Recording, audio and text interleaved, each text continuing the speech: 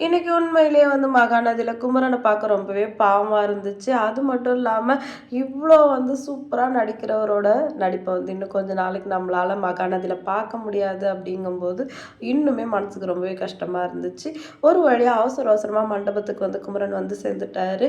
நிவினும், விஜய் என்ன இவ்ளோ லேட் ஆயிடுச்சு அப்படின்னு கேட்கவும், குமரன் கங்கா எங்கன்னா கங்காவ பார்க்கணும் அப்படின்னு சொல்றாரு. காவியா இருந்துட்டு, இப்ப நீங்க இப்படியே போனீங்க, அவ பத்திர கல்யாணமாட்டும் அதனால சீக்கிரம் போய் ரெடி ஆயிட்டு வாங்க சொல்றாங்க.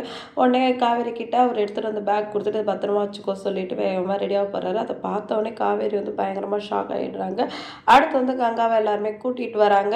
குமரன்ல பயங்கர கோவத்துல இருக்காங்க. இப்ப குமரன் வந்து அழகா ரெடி ஆயிட்டு வந்திருக்காரு. இப்ப கங்காக்கு மாலை போடவும் அத தூக்கி அடிச்சுட்டு, இப்ப எதுக்காக வந்தீங்க? இத்தனை நாளா ஆள் தலைமறைவாயிட்டீங்க. வளைகாப்புன்னு பேச்சு எடுத்ததுலேருந்து என்கிட்ட பேசல, வீட்டுக்கு வரல. இப்ப மட்டும் எதுக்கு வந்தீங்க? அப்படியே எங்கேயாவது போய் தொலைய வேண்டியது தானேன்னு கங்கா வாய்க்கு வந்தபடி பேசுறாங்க.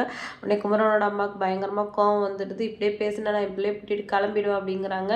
குமரன் தாங்க அம்மா அம்மா அமைதியா இருமா நான் பேசிக்கிறேன் அப்படின்னு சொல்றாரு. காவேரி அக்கா உன் வாழ்க்கையில ஒரு நல்ல மூமெண்ட்டை நீயே கெடுத்துக்காத அப்படின்னு சொல்லவும், கங்கா திரும்பியும் நான் இஷ்டப்பட்டவரை கல்யாணம் பண்ணிட்டு எல்லாரும் சேர்ந்து என் தலையில கட்டி வச்சிங்க. அன்னைக்கு இப்படிதான் அவர் வருவாரா வரமாட்டாரா நின்றுட்டு இருந்தேன்.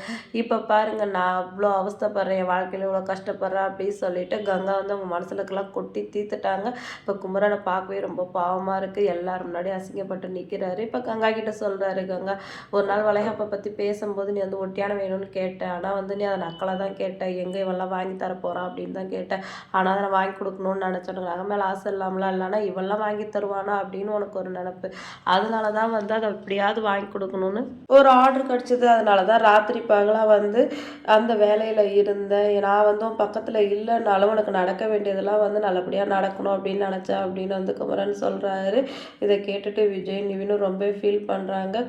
காவேரி வந்து அந்த நகையை திறந்து காட்டினோடனே கங்கா அப்படியே ஷாக் ஆயிடுறாங்க. இது தங்கம் தானேன்னு சந்தேகப்படாத கங்கா, இது தங்கம் தான் அப்படி சொல்லி, ஆமாண்டா உன்னை இவ்வளோ அசிங்கப்படுத்துறா, இவளுக்கு தங்கத்தில் ஒட்டியானம் தான் குறைச்சல் அப்படின்னு சொல்லிட்டு அவங்க அம்மா சொல்கிறாங்க. அம்மா கொஞ்சம் நேரம் நீ அமைதியாயிருமா அப்படின்னு சொல்லிட்டு வந்திருக்கிற எல்லாருக்கிட்டேயுமே ஒன்றும் இல்லை எல்லாரும் உட்காருங்க, கங்காக்கு உங்கள் ஆசீர்வாதம் வேணும், கங்காக்கு என் மேலே ரொம்ப பாசம் அதனால தான் அவள் இப்படிலாம் நடந்துக்கிறான் அப்படின்னு சொல்லிட்டு எல்லாரையுமே வந்து குமரன் சமாதானப்படுத்தி உட்கார வைக்கிறாங்க. இன்னைக்கு குமரனோட நடிப்பு ரொம்பவே சூப்பராக இருந்துச்சு. மகாநதியில் விஜயும் நிவினும் வந்து குமரன் எனக்கு சப்போர்ட்டாக நின்னதும் அவ்வளோ அழகாக இருந்துச்சு.